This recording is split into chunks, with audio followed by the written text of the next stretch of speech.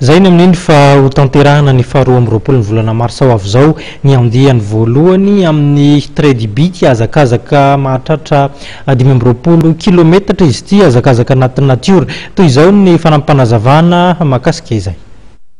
Izany trait du bit ny anarany andiany voalohany azakazaka tendrombohitra izay karakarana ny bita amin'ny faharoa amby roapolo ny volana marsa ho avy zao.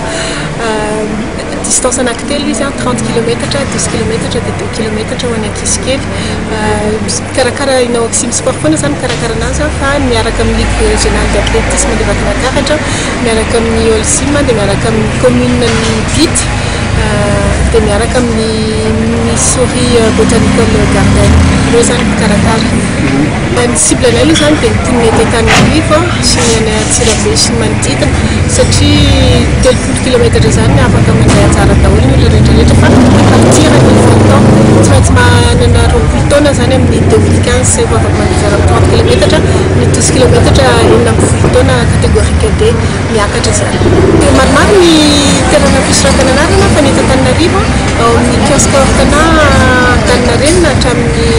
faha-20 volana febroary, ny any Antsirabe maromaro amin'ny hors TVA na Ligue d'athlétisme na ny usine ny Olsim.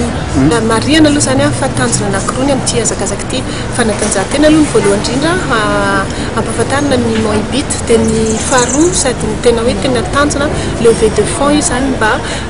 anampiana ny antena teknôlôjia Antsirabe ho an'ny izay ankizy tsy manana tsy ara-dalàna fisakafoanana zany satria antena manana mamboly spiruline dia manome maimaim-poana ny ankizy de 2 à 12 ans dia zany fanampiana zany levée de fonds anaovana ny lutte contre la malnutrition Antsirabe sy ny manodidina.